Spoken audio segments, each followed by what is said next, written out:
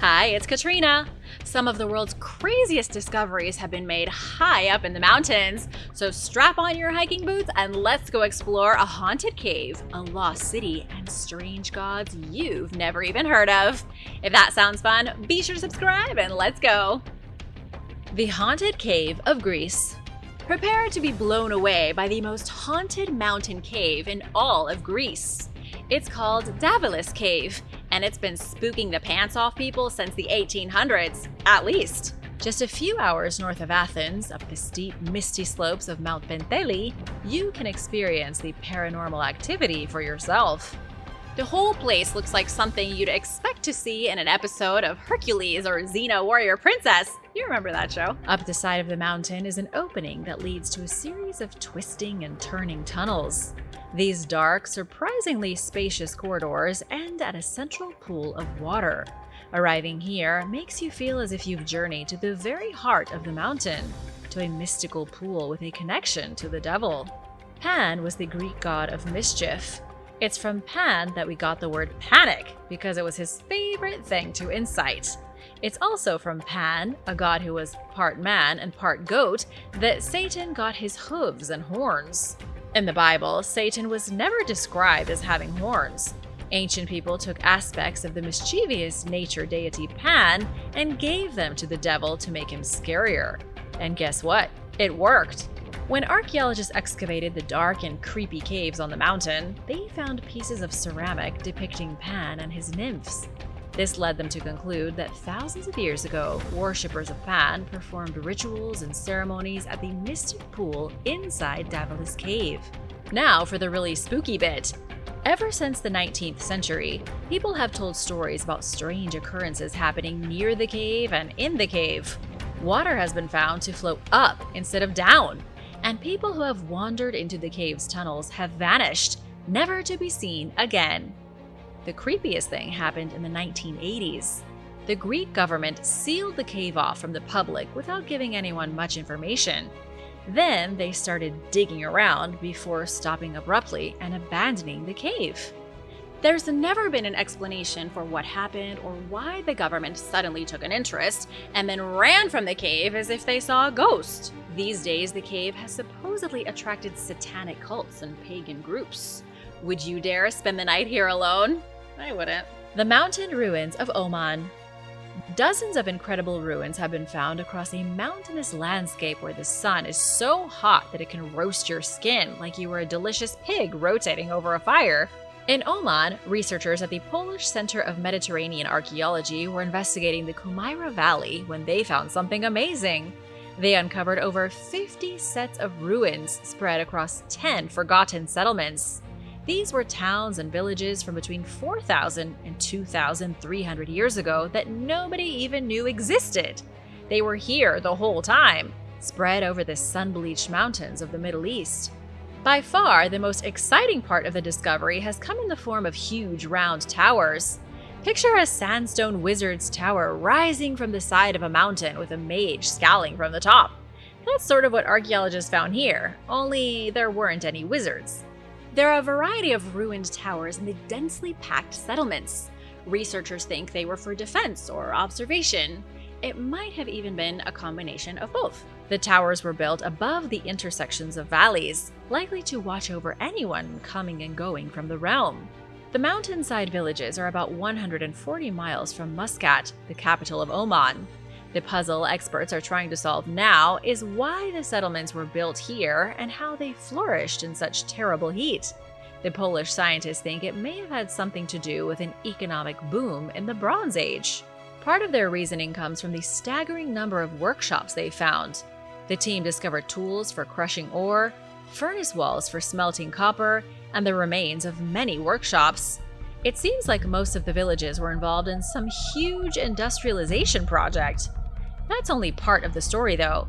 Scientists will likely never know the full history of these mysterious villages, since little remains of them except dust and rocks. So you and I are left with our imaginations to picture what life was like in such a place and at such an ancient time. And now for a quick break because it's shout-out time! I want to give a huge thank you to Agnes DC and Brianne Keith. Thanks so much for watching and supporting Origins Explained. If you are new here, be sure to subscribe and join the family, because why not? The Gates of Mesopotamia. Archaeologists have recently uncovered an incredible lost city that belonged to a mysterious civilization of mountain people. This city was discovered at the gates of Mesopotamia at the edge of the Zagros Mountains. The lost city, found at the site of Kunara, came as a big surprise to researchers. They uncovered stone foundations, ruined tablets, and a handful of artifacts from 4,000 years ago. They also identified evidence of livestock farming, irrigation, and widespread trading. The city is currently nameless, though hopefully not for long. But even without a name, the evidence that's already been discovered proves that this city was once huge. It straddled the border of Mesopotamia and the harsh lands beyond during the days of the Akkadian Empire. Those who lived in this epic place were at the very edge of that ancient kingdom. Their scholars understood Akkadian and Sumerian. While looking through cuneiform writing at the site, archaeologists even found a new form of measurement. The people in the city measured things using a gur, a totally unique unit that's never been seen anywhere else. It was a way to measure liquid, and according to what I could find, it was a cube of water equivalent to about 80 US gallons, or 302 liters. The scientific team is hoping to make more discoveries soon. They've already dated the tablets to roughly the 22nd century BC. That makes them the oldest cuneiform tablets ever found in Iraqi Kurdistan, which goes way back. So finding something old here is normal, but that old makes it extremely ancient. Researcher Aline Tenu said that no one imagined cuneiform tablets would be found in such a faraway region. This ancient lost city of mountain people at the gates of Mesopotamia's first empire is sure to be full of surprises and awesome information, so stay tuned for new discoveries. The amazing lost gods of Colombia. Over 10,000 feet above sea level, the Great Huayca Mountain rises high into the clouds. The legendary mountain is home to the lost gods of Colombia, strange yet powerful deities that not many people have heard of before. Have you? The Great Mountain is just outside the capital of Bogotá. It's sandwiched between Tabio and Tenjo, where descendants of the ancient Muisca Indians still live today. Thousands of years ago, long before the Spanish arrived, the Muisca worshipped the mountain. Their cults performed ceremonies here, and they even made sacrifices in the name of their gods, especially the goddess Huitaca. The Muisca culture formed around 2,500 years ago, though nobody knows exactly when. They lived in the area of Bogotá, spread across the valleys and dwellings and villages high up on the mountains. They reached the peak of their culture around 600 AD. The Muisca were not primitive nomads. Scientists believe that before their untimely end in 1600, the civilization reached the same heights as the Maya, Aztec, and Inca. Just like those other civilizations, the Muisca had a vibrant and exciting pantheon of gods. Gods such as Suea, the lord of the sun, and Bachue, the water goddess. There was Chie, the goddess of the moon, and don't forget Chibchacum, the god of merchants and metalworkers. So much of the Muisca religion centered around Huayca Mountain, and for good reason. There is a lot of activity here. It's one of the biggest UFO hotspots in South America. For over a century, people have been witnessing mysterious lights moving around the summit of the mountain. Locals even call the mountain the Door of the Gods. There has been so much talk of this place that modern researchers have gone here in search of alien evidence. Could this ancient culture have obsessed over the mountain because they saw the same mysterious lights as people see today? Let me know what you think in the comments. Secrets of the Dead Sea. In 1961, the oldest crown in the world was discovered in a dark cavern carved into the side of a cliff overlooking the Dead Sea. I think we've all had a fantasy of wearing a crown at least once, but I guarantee it didn't look like this in your fantasy. This crown is rough. A beat-up piece of copper that looks like something you might find in the Goodwill pile. But in reality, it's a piece of an ancient treasure. It was discovered wrapped in a straw mat at the back of the cave in the Judean desert, just like how the Dead Sea Scrolls were found stashed in pots and other nearby caves. The crown wasn't alone either. The crown was found with over 400 other precious relics. 442 to be precise. Beautiful antiques made of copper, stone, hippo ivory, and elephant ivory too. The treasure came to be known as the Nahal Mishmar Hoard, dated to roughly 3500 BC. The copper crown would have been worn by a ruler 5,500 years ago, even before the earliest cities of Mesopotamia had mighty kings. Within the hoard, archaeologists even found a scepter, looking just as rough as the crown and made of bronze. The scepter is decorated in what looks like antlers. Although experts think it's a scepter, some call it the goat wand. So, what were these amazing treasures used for? Who was the king who had this twisted copper crown placed on their head? And why were all the objects stashed at the back of a cave and forgotten for almost all of human civilization? These are the unanswerable questions that make the discovery so amazing. Archaeologist David Usishkin thinks the hoard was taken from an abandoned temple 7 miles south of where it was found, but this is only a theory. Another theory is that the objects came from a merchant's warehouse and were stashed in the cave for safekeeping. Then again, the cave could have been a cultic location of its own, used in strange rituals. The crown may not have even belonged to a king or a queen, but perhaps to a sorcerer cultist who waved around his goat wand during bizarre ceremonies. Whatever the case, the scepter and the crown probably have a lot of stories to tell, if only they could talk. The Viking superhighway. In the Norwegian mountains, the ice is melting. And as the ice melts, a story is being revealed from the days of the Vikings, and even earlier. These mountains were once used as part of a great Viking superhighway, and now the treasures lost by the people who traveled the highway are being found like litter on the side of the interstate. It all started with one really old shirt from 1,800 years ago. You wouldn't want to wear this thing, no matter how many times you put it through the washing machine. Archaeologist Lars Holger Pilo was there when his colleagues pulled the ancient wool tunic from a melting ice patch on Lomsegen Mountain. It looked like a dirty undershirt that had been yanked out of a mud puddle, which it kind of was, except it was really, really old. Putting aside the dirtiness of the shirt, it was a big discovery. Archaeologists realized there must surely be more treasure on the mountain, which itself is shrouded in fog and encrusted with ice. As archaeologists scanned the area, they realized something shocking. Lars was speechless. He was looking at a field of objects that hadn't been exposed to daylight in centuries. There were broken sleds, random tools, and personal belongings strewn across the mountain ice patch. These objects had been totally frozen under the ice, but they were now revealed thanks to some toasty global warming. What followed were many years of research. Now, over 1,000 artifacts have been found. They date from roughly 300 to 1500 AD, and together they tell the story of how the mountain pass served as a travel corridor. But who traveled it? Not the Vikings at first, since they didn't exist 1,800 years ago, but their ancestors sure did. They traveled from permanent settlements along the Otta River to higher elevation farms on the other side of the mountain pass. The settlements were used during the winter. Then, as the winter came to an end, the travelers hurried to their farming grounds to start growing food. As they went across the mountains, they left a ton of things behind. Everything from horseshoes to the shirts off their backs. Then things got cold. Or rather, things got colder.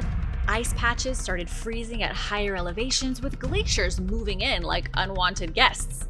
The artifacts that were dropped were covered over by ice. The chill stuck around, making it too cold to keep using the path. And after the bubonic plague decimated Norway in the 1340s, the pass lost its importance. By 1500, it was banned altogether. Secrets under the Sicilian mountains. A fossil groundwater pool has been found underneath the Hyblaean Mountains in Sicily. It's a weird discovery that is 6 million years in the making. Just imagine how delicious a glass of 6 million-year-old fresh water must be. Forget about mountain spring water. Underground mountain aquifer water is where it's at. How the pool was made is a really interesting bit of science. 6 million years ago, fresh water was sucked down into the crust of the earth. Scientists think this happened during a salinity crisis when the entire Mediterranean Sea dried up. The ocean floor rose near the Strait of Gibraltar, which isolated the area. The Mediterranean went from being a vast sea to a puddle and then to a dried basin. It looked more like Death Valley in California than what it looks like today. The Mediterranean's exposed seabed likely collected rainwater, which then seeped into the planet. The rainwater dribbled down through the crust and into a natural aquifer about 8,200 feet directly beneath Sicily's mountains. It hasn't moved an inch since, meaning that all that delicious water is still there. So how do scientists even find this stuff out? It takes a lot of modern technology to do it. Researchers were looking for deep groundwater reserves and used publicly available data from oil wells that are nearby. The scientific team was able to construct a 3D model of the aquifer. It contains somewhere around 4.2 cubic miles of perfectly drinkable water. That's over twice as much water as Loch Ness has, and Loch Ness is deep enough to hide a monster. So what now? Researchers from the University of Malta are now hoping to figure out how to use the water. It is no secret that Italy has been experiencing some major drought issues. By sucking up all the water from the mountain aquifer, they could alleviate water scarcity in Sicily, but who knows what consequences that might have. Strange legends from Czechia. There are 16 sleeping knights hidden in a dark cave in Czechia. The knights are resting peacefully on their swords and leaning on their shields with their eyes closed. They aren't living knights, of course, but sculptures meant to depict an old legend about an army asleep underneath Blanik Mountain near Prague. The legend said that underneath the mountain was an army of knights waiting to be awakened. When the time comes to save the country from the greatest evil, they will rise like vengeance from the dead. It's believed that the legend likely emerged in the 15th century, though it's connected to a hero from 500 years earlier. Wenceslaus I was the ruler of Bohemia in the 10th century. He was a great and fearsome warrior who led his people to victory. After his death in 929, he was almost immediately turned into a saint. To this day, he is still the patron saint of the Czech Republic. There is a huge statue of him in Prague's Wenceslaus Square that you can see for yourself. One version of the legend says that Wenceslaus is asleep beneath the mountain with his knights. Another legend says that when the time comes for the knights to awaken, his statue in Prague will come to life. Blanik Mountain, even without the legend, is a fantastic place straight out of a fairy tale. You could easily get lost on the mountain and feel as if you've been teleported back to the days of Merlin and King Arthur. There are ruined churches like the beautiful Chapel of St. Mary Magdalene resting in a quiet woodland. The whole mountain is covered in a dark forest like a cloak that runs down its slopes from its summit. There are even stone battlements at the top of the mountain that look like they could still be useful. As for those 16 knights, the sculptures were made by artist Stanislav Rolinek, who passed away in 1931. Outside the cave is a giant lion statue that eternally guards the entrance. Who wants to go visit? Let me know in the comments! Lost in the mountains. Let's take a quick break from ancient history to learn the harrowing tale of the Boy Scout who got lost on a mountain in 1939 and miraculously survived. His name was Don Fendler, the most famous kid of the 1930s. Don's story began a month before his 13th birthday. He went on a vacation with his parents and his siblings to Newport, Maine. It was something they did every year as part of a family retreat. On July 17th, under the warm summer sun, Don set out with his family to hike Mount Katahdin. It's the tallest mountain in Maine, nearly a mile above sea level. For only being 12 years old, Don was a surprisingly good mountain climber. As he, his father, his brothers, and a couple of family friends made for the summit, Don ran ahead of everybody. But then the fog rolled in. Don panicked and turned back to find the rest of the party, but he got lost. He somehow veered from the trail and wandered off into the wilderness. After the fog came the sleet. It wasn't warm anymore, but cold and miserable. Don wandered aimlessly across the mountain, trying to find his way back to the trail. Somewhere along the line, he lost his shoe, then his other shoe, then he lost his pants. He was eaten alive by mosquitoes and was bothered by the flies, and at some point, he even lost part of his toe. But there was one thing he remembered, and it's a good thing for you to remember too, just in case. His time in the Boy Scouts taught him how to gather edible berries. But more than that, he knew that to find civilization, he needed to follow a stream. All the while, search parties desperately searched the mountain looking for the child. It became so grim that they almost gave up. The bloodhounds tracked Don's trail straight to a precipice, plummeting 400 feet to certain death. Even his father, according to what he told the New York Times, thought all hope was lost. But on July 25th, over a week later, Don was spotted sitting on the banks of the river and crying. He was 35 miles from where he'd gotten lost. He'd gone from 74 to 58 pounds. Once he was back to his old self, Don became a celebrity. He got a parade when he was welcomed home and was featured in Life magazine. The Boy Scout was even given a Medal of Valor by President Franklin D. Roosevelt. On October 10, 2016, the boy who survived the mountain died at the age of 90 after a long and fulfilling life. A life he almost lost before it got started. Do you think you could survive in the wilderness by yourself? Let me know in the comments. The Egyptian portal in South America. There are a lot of mysteries hidden in the Andes Mountains of Peru, but none is stranger than Naupa Iglesia, a potential Egyptian portal to another world. Scientists have never been able to make sense of this incredible monument. The portal, if it is a portal, is halfway up an almost vertical ravine in the middle of nowhere. Someone many centuries ago carved an inverted V-shaped gateway into the side of the mountain. Then they worked the bedrock with startling precision. The end result of their effort is a shallow door going nowhere. The builder created a door for no apparent reason. Yet similar, seemingly useless doors have also been found in Persia and Egypt. Could it really be just a coincidence? Not far from the shallow door is another project that was presumably completed by the same person or a group of people.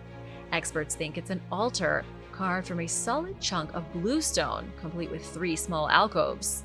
The altar is partially smashed, but you can tell that it was once very important. One of the most common explanations is that the doors to nowhere were used as portals. They were stargates used to travel vast distances using a technology that's been lost for eons. The portal in the Andes Mountains would have connected to the portal in Egypt, allowing for instant travel. This could theoretically explain how civilizations like the Inca and the Egyptians were so similar without ever meeting one another. What do you think of this ancient alien theory? Let me know in the comments. The bizarre practice of ancient excarnation. An international team of archaeologists from America, Ireland, and Romania recently found something you might find disturbing. Then again, maybe you've been waiting the whole video to hear something disturbing. The team uncovered a burial mound in the Apuseni Mountains of Bulgaria from the early Bronze Age. A simple burial wouldn't be weird enough for me to tell you about it. But this one was ghoulish, with the deceased individual having been the victim of a funerary ritual involving excarnation. Excarnation isn't a word you hear very often. At least, I sure hope you don't hear the word very much. It's a fancy way to say defleshing. Excarnation is the removal of the skin as part of a mortuary ritual. The dead person will be flayed like a carrot and then have their limbs tied up in a gruesomely unnatural position. And most of the time, their organs are removed too. The Romanian burial was weird, even weirder than normal considering the circumstances. Some of the skeleton's bones were missing, so they must have been taken before the person was buried. Their lower jaw was also displaced, repositioned for an unknown reason. The burial was completed about 4,800 years ago by an obscure community that dwelled in the dark mountains of Romania, the home of everyone's favorite fanged count. It's further proof that Romania has always been and will always be the spookiest place in Europe. The unbelievable discovery of the Lykov family. In 1978, Soviet geologists went into the wilds of Siberia to do some scientific research, but they couldn't have anticipated, not in a million years, that they would stumble upon an isolated family living in the mountains. The family had been in the remote wilderness for so long that they had no idea World War II had even happened. This family takes living under a rock to a whole new level. When scientists journeyed into the thick forests in 1978, they used a helicopter to search for somewhere safe to land. It was the helicopter pilot who saw something strange 6,000 feet up the side of a mountain. He could have easily missed it or not realized what he was looking at. There was a clearing that had obviously been made by humans in the middle of a pine and larch woodland. The pilot did a few loops, confirming his suspicions. Somebody had been living on the mountain over 150 miles from the nearest town. A crew of 4 scientists climbed the mountain to the clearing where they uncovered a cabin sheltered by the trees. It was like something straight out of the Middle Ages. It may have been even worse than the standard medieval home. The cabin that the family lived in was more like a burrow, a low log structure that was freezing cold. The floor was covered in peeled potatoes and nutshells. There was also only a single room, and it was musty and almost collapsing. 5 people lived in the one-room shack. The leader of the family was a man named Karp Lykov, a member of an ancient fundamentalist Russian Orthodox sect known as Old Believers. Karp had taken his family to Siberia to escape persecution when the Bolsheviks seized power. It was something a lot of the Old Believers did in the 1930s as Christianity was slowly stomped out by the communists. Karp and his family arrived in the mountains in 1936 with nothing but a few seeds and some meager possessions. There was originally Karp and his wife, their daughter Natalia, and their son Savin. They would have 2 more children born in the wild, Dmitry and Agafia. The younger children had never seen a human being outside their immediate family unit until the arrival of the scientists. All they knew of the outside world came from their parents' stories. Every last one of them died on that mountain except for Agafia, who is still there today. She is alone, surviving peacefully in the wild at 79 years old. Although she gets a lot more visitors these days, you can find lots of videos of Agafia on YouTube with her cats. The creepy fire mummies. If you thought excarnation was gross, you're in for a shock. The fire mummies of the Kabayan caves are not for the faint of heart. The fire mummies were discovered in a series of caves high above the Philippine town of Kabayan. The caves are considered sacred to the ancient Ibaloi people, and they were used as houses for their dead ancestors. I said that the fire mummies were discovered, but the locals had always known that they were there. The mummies were only discovered by outsiders early in the 20th century. Western scientists are still struggling to understand the history of the mummies and the Ibaloi tribe. The practice seems to have started around 1200 AD, with it continuing for 300 consecutive years. However, not everybody can agree. Some think the indigenous people of the Philippines started making fire mummies as early as 4,000 years ago. That would mean the Egyptians and the indigenous Southeast Asians were making mummies at the same time. Only the fire mummies really can't be compared to Egyptian mummies. The process is totally different and a little frightening. The Ibaloi started the mummification process before a person died. When somebody lay on their deathbed, they would drink something with a lot of salt in it to start the dehydration process. By the time the person died, they were already horribly dehydrated, like a human raisin. After death, they were dried even more. The body would be washed and put near a fire so that the internal fluids could dry.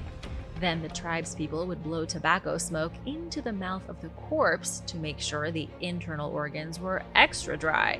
When all was said and done, the fire mummy would be put in a pine wood coffin and stuffed into a cave somewhere high up on a mountain.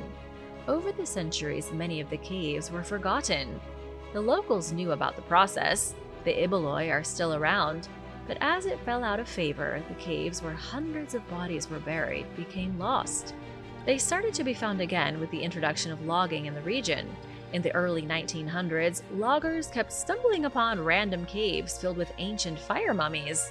And unfortunately, this led to grave robbing. Many of the Kabayan mummies have been stolen. The continuing search for Noah's Ark. A large number of highly educated scholars are convinced that Noah landed his legendary ark at the top of a volcanic mountain in Turkey. It's a theory that you may have heard before because it's very popular.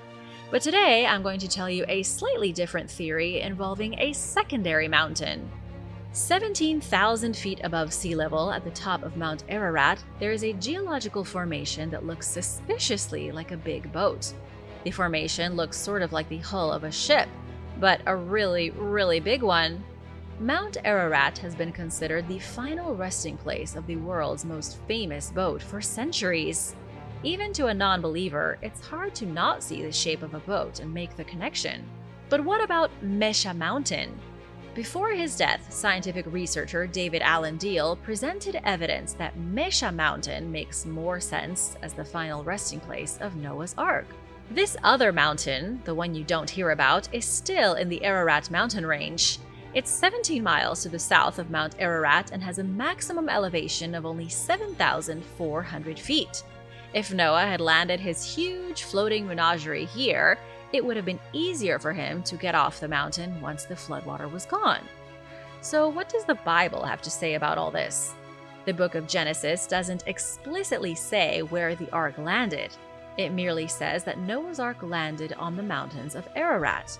This could mean it landed anywhere in the vast expanse of mountains in this part of Turkey. It could be either Mount Ararat or Mesha Mountain. But there are other clues that the scholars seem to frequently ignore. For example, Noah's Ark was dismantled after the flood so that its material could be used to build the first city. Its planks and beams were used to build roofs, start fires, and make furniture. And what was this first post-flood city called? Mesha Naxwan, the same as Mesha Mountain. Here's another shocking piece of evidence from Mesha Mountain. It has two distinctive impressions that look like the hull of a biblical-sized ship. There is one near the top of the mountain and another about 1,200 feet below. This seems to indicate that whatever huge vessel made the impressions landed, then slid down the mountain to a lower elevation. It's kind of what you would expect to happen. Even the name Mesha is convincing. It means to be drawn out of water. That sounds exactly like the kind of name that would be given to the first city after the whole world was flooded. But what proof has been found other than suspicious impressions that the ark landed on Mesha Mountain? Not everyone can trust in faith. Some need physical evidence. The answer is absolutely none. No proof at all. Archaeologists have found traces of ancient habitations on the mountain, but this doesn't mean anything. There are ancient habitations all over the globe. Not a single nail, plank, or scrap of wood from an ark has ever been found. While biblical archaeologists fight over which mountain the ark landed on, everyone else is still waiting for proof that the ark existed at all. Just one nail from the ark. That's all anyone wants. Thanks for watching. Don't forget to subscribe if you haven't already, and stick around for an older video that you might have missed. The Lost Battlefield. The Second World War really reached the ends of the earth, with battles and skirmishes all over the world, far from where the first spark began when Germany invaded Poland. In 2010, researchers discovered the site of the largest battle between Australian and Japanese forces, which took place in the jungle of Papua New Guinea. It was known as the Lost Battlefield because no records existed of where it took place. Former Army captain and expert hiker Brian Freeman was with local guides who took him to the village of Aorta Creek, on a plateau about half a mile west of the village in the Owen Stanley mountain range, were the remains of soldiers. It is an extremely difficult site to get to because it lies in the middle of the hunting grounds of the local Alola tribe. The tribe avoids the 600 square meter area because they believe it is cursed, haunted by the men who lost their lives. This means that the site has remained untouched since 1942, covered over by the jungle. Captain Freeman said it was as if time stood still. He went back with other researchers and they found ammunition coming out of a rifle that was dropped on the ground. Extensive research on battle maps and diaries led them to believe that the Japanese had a medical facility in the area during the Japanese advance, and its location had remained a mystery until now. Freeman said, however, it was the discovery of a Japanese soldier sitting up against a tree only centimeters from the surface, still in his helmet, with his boots nearby, that began to tell the human story. The whole region saw continual battles between the two sides, with some estimates suggesting as many as 6,500 Japanese soldiers lost their lives in the mountains. The discovery of the lost battleground answered one of the biggest mysteries of the war in this part of the world, and the team is now working on repatriating the fallen soldiers. Plane frozen in ice. During World War II, hundreds of U.S. aircraft flew over Greenland on their way to Europe to provide equipment and support to allies known as Operation Bolero. Planes would fly from the US to England using a chain of secret air bases in Greenland and Iceland known as the Snowball Route. But on one of those missions, 8 aircraft crash-landed in a glacier. The area is extremely dangerous, and the weather can shift in an instant. Crashes and missing planes became common, and it was known as Greenland's Bermuda Triangle. The planes were flying through a severe blizzard that made it impossible to fly. Now, a P-38 Lightning fighter aircraft from the Lost Squadron has finally been found buried in the glacier over 70 years later. California businessman Jim Salazar loves history and has led a team to search for the Lost Squadron planes in Greenland since 2011. The team used ground-penetrating radar attached to a drone to detect the aircraft hidden under 300 feet of ice. Then they used a thermal probe to melt through the ice to finally reach the plane. Salazar hopes to recover the plane from its icy grave and restore it to its former glory. A similar discovery was made in 1992, when a team found another P-38 fighter from the same Lost Squadron, now known as Glacier Girl. Only about 10 of these planes are in museums around the world, and just a couple are able to still fly. Now the team is searching for other aircraft that crash-landed during the war, but the extreme weather and harsh conditions make it pretty difficult. The Enigma machine. 2020 was not a great year, but there were some incredible discoveries. Divers in the Baltic Sea cleaning up abandoned or lost fishing nets got quite the surprise when they found a typewriter tangled up in one. But it wasn't a typewriter at all. It was an Enigma machine, which was used to send coded messages. Found in Gelting Bay in Germany, this rare device was used by the Nazis to transmit encrypted military communications during World War II. When someone wanted to send a message, they would type on the Enigma machine and the rotors would substitute new letters for each stroke to encrypt it. The receiving end would also have to have an Enigma machine as well as the starting position of the rotors of the sender so they would match up. The discovery was made completely by accident, and it was probably thrown overboard on purpose to protect military secrets. These types of machines were used on German warships, and in 1945, towards the end of the war, the Germans sunk many of their vessels in the bay to protect them from getting into enemy hands. Only a handful of these Enigma machines exist today. Secret Nazi tunnels. The German state of Bavaria is famous for its beauty and history. It is also home to hundreds of underground tunnels that lead to nowhere, known as Erdstalls, which means place under the earth. There is no historical record of these tunnels or archaeological material, but it's believed they were built around the Middle Ages. During the World Wars, it's believed the Nazis used these tunnels as well as building more. Deep in the mountains of Bavaria, there is a doorway on the side of a mountain. The thick steel door is not marked on any tourist map, and it is not somewhere people should go. Behind the steel door is a secret underground bunker complex of Adolf Hitler, filled with Nazi tunnels that date back to World War II. This subterranean compound was used by members of the inner circle of Nazi Germany.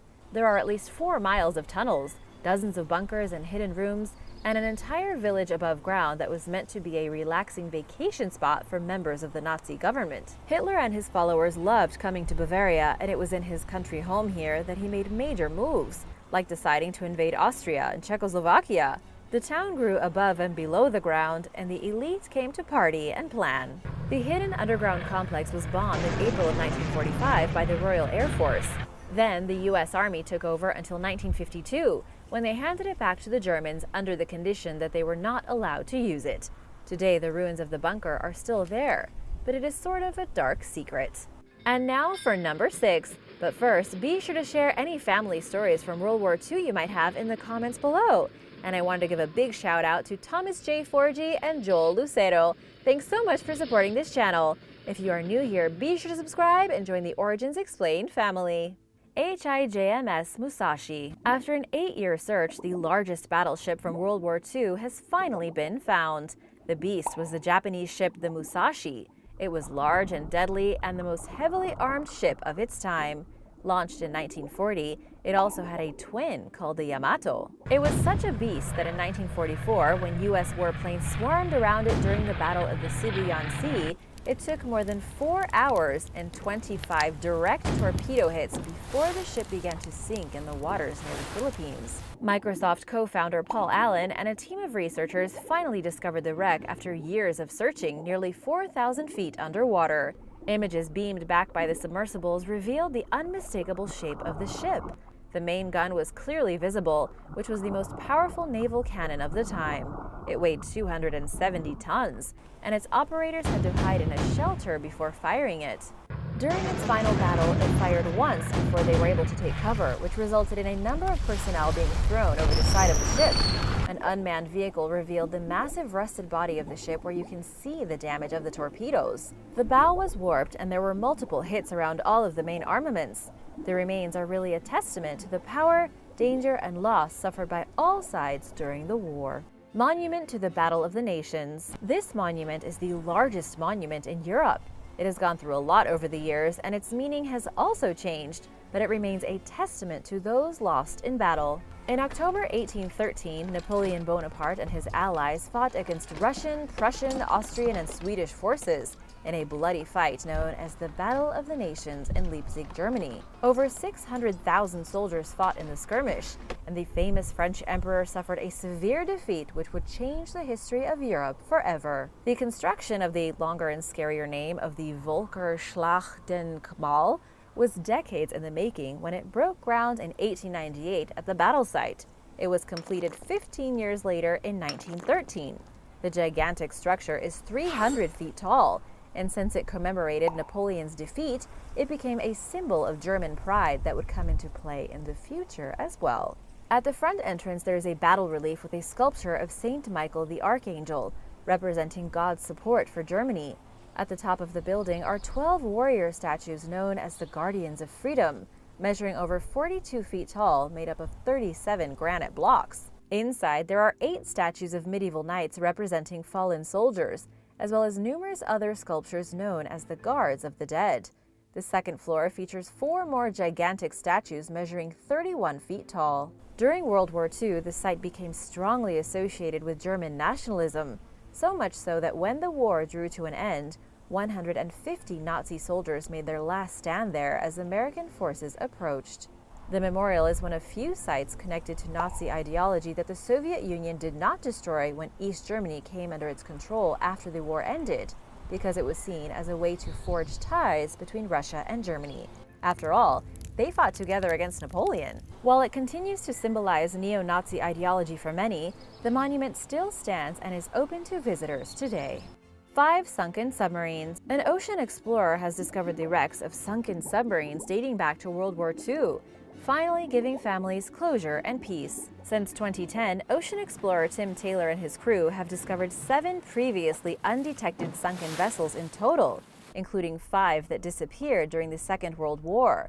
Taylor says it was like searching for needles in a haystack. Included among them is the USS R-12, which went down 11 miles off the Florida Keys during a training exercise. Helen Baldwin, whose father was among those who went missing, spent 70 years trying to know exactly what happened to him and the rest of the crew. For those lost at sea, there was no funeral or memorial service. Nothing. 288 men on board the submarines lost their lives, and their families never got to properly grieve for them.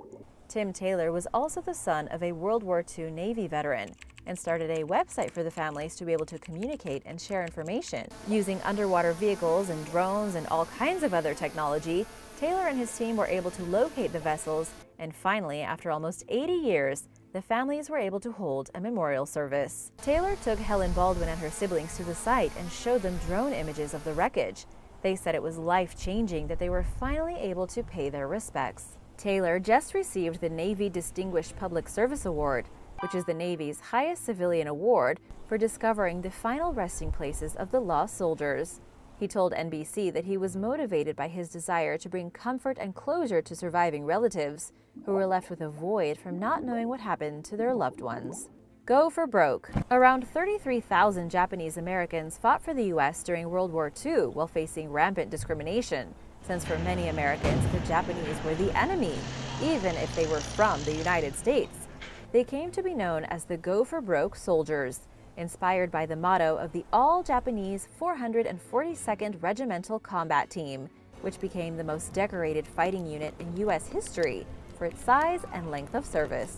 They earned more than 18,000 awards, including 9,500 Purple Hearts, 5,200 Bronze Star medals, 588 Silver Stars, 52 Distinguished Service Crosses, 7 Distinguished Unit citations, and 1 Congressional Medal of Honor. Their battle cry was "Go for broke," and they fought in 8 major campaigns in Europe.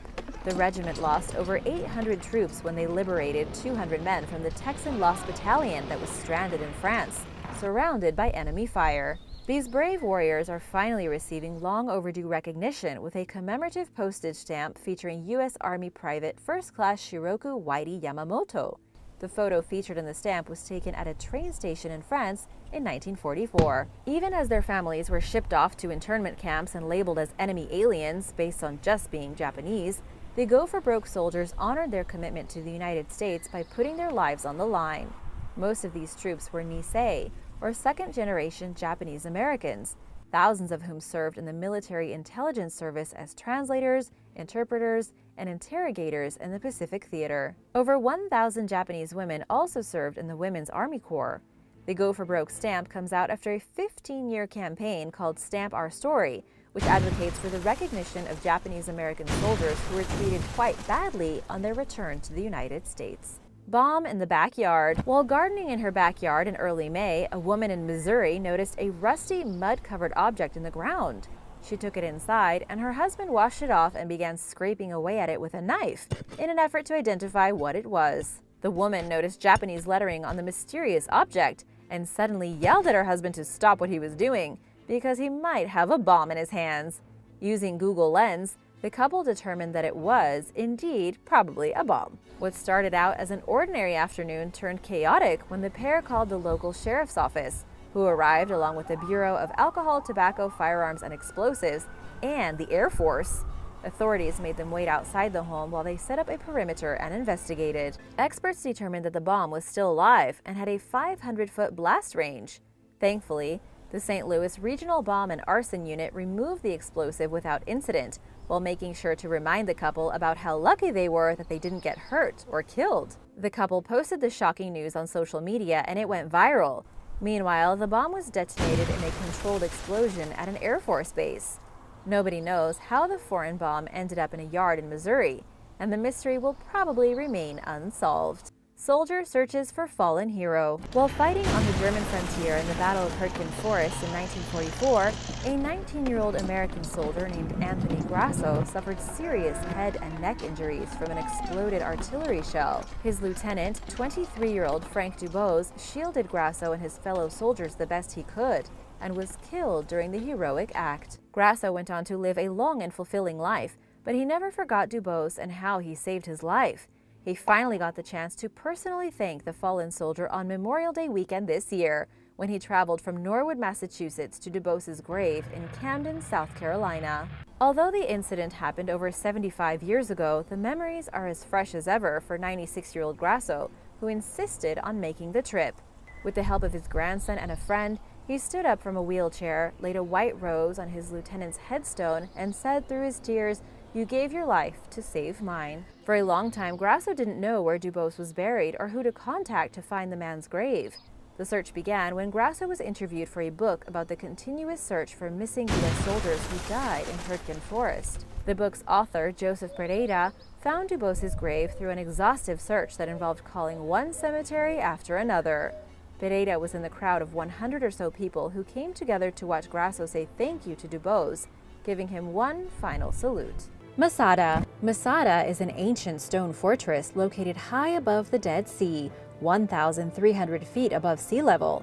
The 840-acre complex sits on a tall, isolated rock plateau in Israel, and the fortress was built between 37 and 31 BC by Herod the Great, king of Judea himself. At first, Masada served as a refuge and a winter retreat for Herod. The walled fortress was the perfect defensive place with water-filled cisterns, an armory, barracks, a palace, and more. The palace had a semicircular terrace hanging over the edge of the cliff, offering views of the surrounding areas. After Herod died and the Romans annexed Judea, they took over Masada and turned it into a garrison. In 66 AD, around 75 years after Herod's death, the Great Revolt of the Jews broke out. A group of Jewish rebels called the Sicarii took over the fortress. They held out there for 3 years, where they were joined by families fleeing Jerusalem after the city fell. Once Jerusalem was destroyed, the Romans turned to Masada to take it down. A legion of 8,000 Roman soldiers surrounded the place, where 960 rebels were holding out, including many women and children. The fortress was under siege for several months, and finally the Romans built a ramp to tear down the fortress wall. At that point, everyone inside Masada decided that they would take their own lives rather than fall into Roman hands and become slaves. When the Romans tore down the wall, the city was eerily quiet, and then they found the remains of the people. Only 2 women and 5 children survived by hiding in the cistern, who later told the Romans what had happened. It was abandoned over time for nearly 13 centuries, until it was rediscovered in 1828. Today, Masada is one of Israel's top tourist destinations and is a national park and a UNESCO World Heritage Site. Gamsuto, the Russian Republic of Dagestan, located along the Caspian Sea, is home to the abandoned mountaintop village of Gamsuto. Nobody knows for sure when it was built, but it's clear by the appearance of the now crumbling ruins that the former settlement is very, very old. During the Middle Ages, Gamsuto served as a fortified castle for a nomadic ethnic group called the Avars. The village, which sits at nearly 5,000 feet above sea level, is difficult to access because it's surrounded by steep cliffs, making it an ideal place for avoiding enemies. Gamsuto thrived well into the 20th century, with a post office, school, hospital, shops, and even a road leading to the village. But people eventually began leaving in search of better economic opportunities, and Gamsuto largely cleared out around 40 years ago. The very last resident passed away in 2015, and only around 70 of the 300 original buildings remain, falling further into disrepair with time. Today, visitors are free to walk around the site as they please, as long as they are willing and able to make the challenging trek to get there. And now for number 7, but first, it's time for a giveaway. I want to give a big thank you to all of you for supporting this channel. We are having giveaways over the next few days, and winners will be able to choose a t-shirt from our Origins Explained merch. All you have to do is be subscribed and leave a comment with #OriginsExplained to let me know you want to participate. More details will be in the description box and pinned comment below. Caston Alto. Nicknamed the Andalusian Acropolis, Caston Alto is a Bronze Age fortified settlement on the Iberian Peninsula in southern Spain that belonged to the Argaric culture. It dates back to around 1900 BC and is located in what is now Granada's Altiplano region. The Argaric culture thrived between 2200 BC and 1550 BC. They are famous for their advanced expertise using bronze, especially the manufacture of weapons, as well as making pottery and ceramics. They also mined silver and gold and developed a sophisticated society. The Argaric people buried the dead in individual graves, typically beneath the family home, rather than in communal tombs like many other societies of the time. There was a class hierarchy which was seemingly divided into upper and middle classes, as well as lower class, which was drastically less privileged than the others.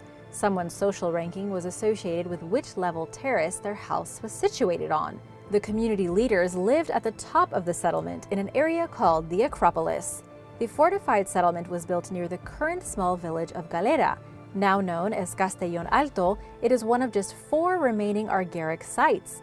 Houses were cut out of the rock in a series of terraces, and each house had a low stone foundation with posts made of wood that would hold together the rest.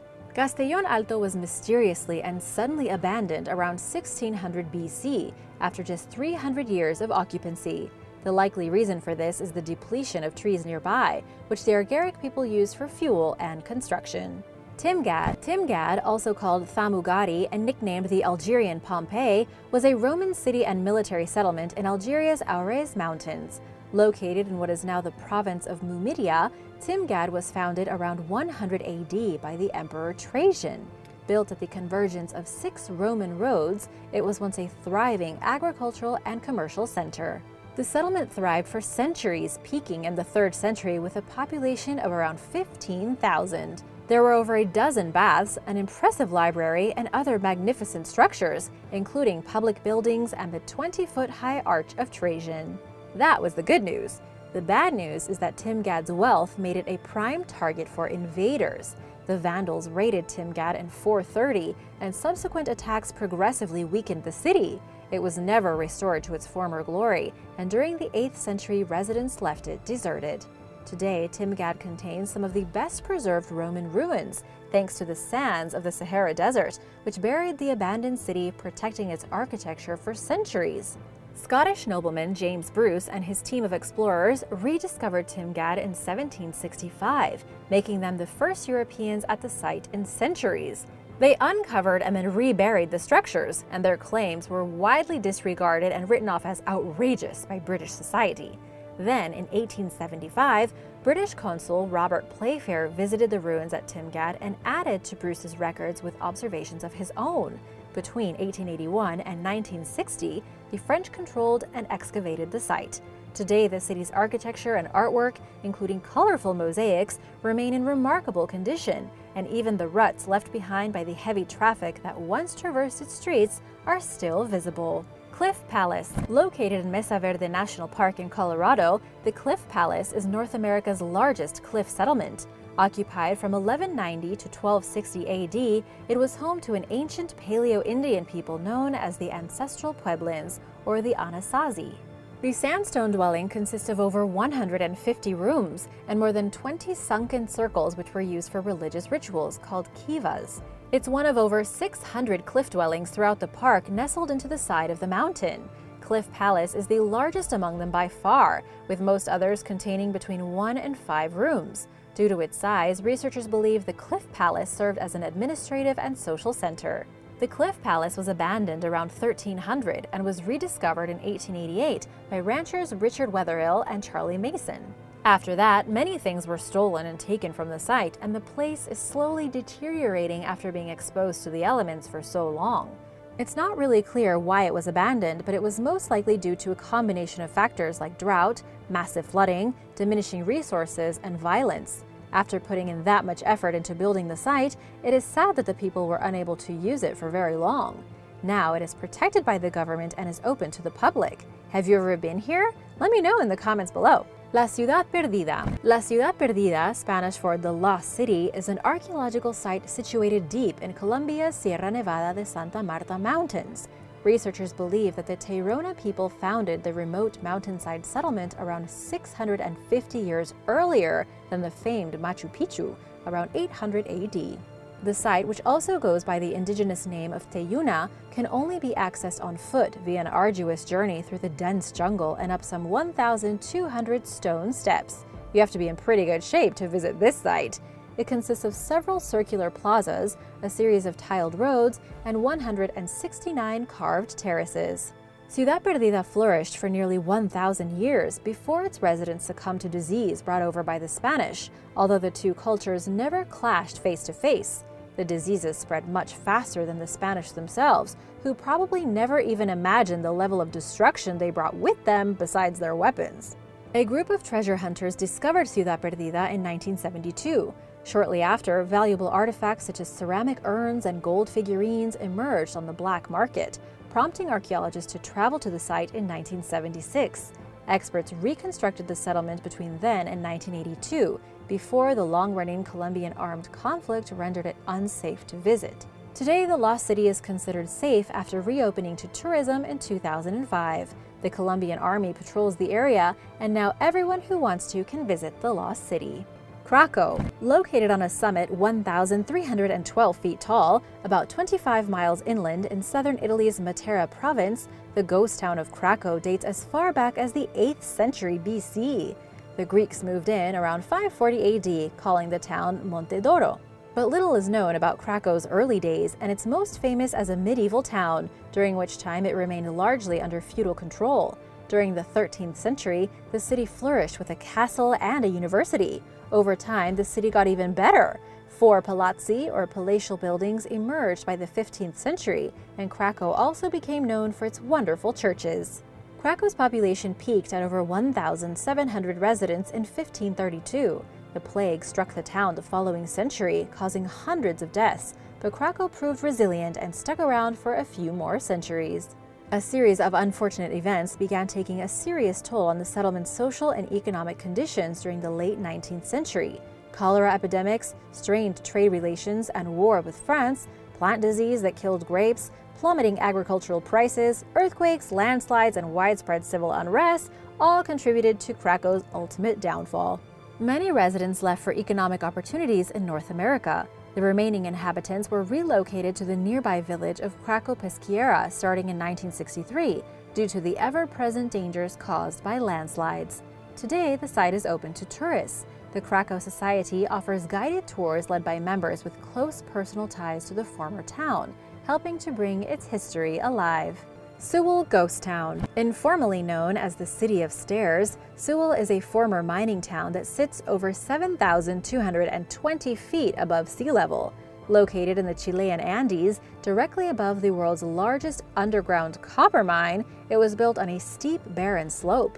The remote abandoned settlement is only accessible by walking or hiking there. The Braden Copper Company constructed Sewell to house mine workers after finding copper reserves in the region. There was a lot of copper, but it was very hard to get to. It's nicknamed the City of Stairs after the Escalera Central, a large central staircase that led from a nearby railway station to the town. The houses were painted in vibrant hues as a cheerful contrast to the dreary backdrop of the high-altitude environment.